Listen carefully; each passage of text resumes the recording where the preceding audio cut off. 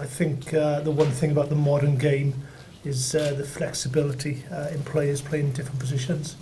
And you can certainly see that in Australia, in particular Adam Ashley Cooper, an outstanding 13, brilliant on the wing wherever he fills in. He never leaves Australia down, and obviously George has gone there, been selected against France last year, and obviously he's gone there against Australia. Played there twice, scored 3 tries, and obviously he's going to be probably stressed a little bit defensively in terms of his decision making, but we're more than comfortable with George playing in the centre and having a lion, or another lion alongside him in terms of giving him confidence, and we're just looking forward to that partnership.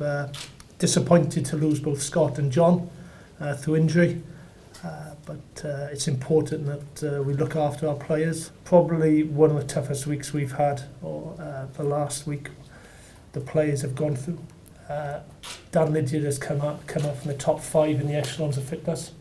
I totally understand there's fitness and there's rugby fit.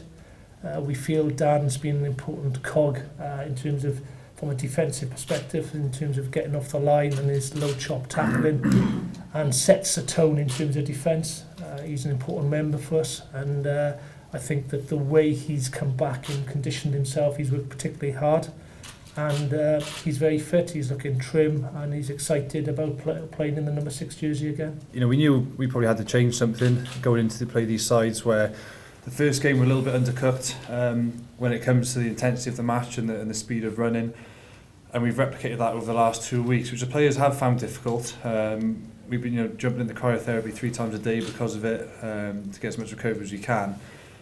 But we know it's got to be a massive emphasis going into this first match, knowing the speed that Australia play at, and we're covering those same metres, in training. So for us as players, then we know that, that sort of first 20 to 40 minute period where, historically we've been a little bit off the pace, if we're honest, that we've covered those yards, in this last 2 weeks, which is great for us psychologically going into the game. The Barbarian game is a very fluid game. I think that, in fairness to the Barbarians, I was surprised the Barbarians came back in the last sort of 5-10 minutes, knowing what the Barbarians week would have been in terms of their alcohol content. There's no guarantees what you do in training will 100% work, but if we have a really good start on Saturday, and I think there's got to be a big pat on the back for the coaches and conditioning staff. It's been slightly different preparation that we've had as opposed to last autumn campaigns, but if we start well, then full credit will be to the management and staff, I think.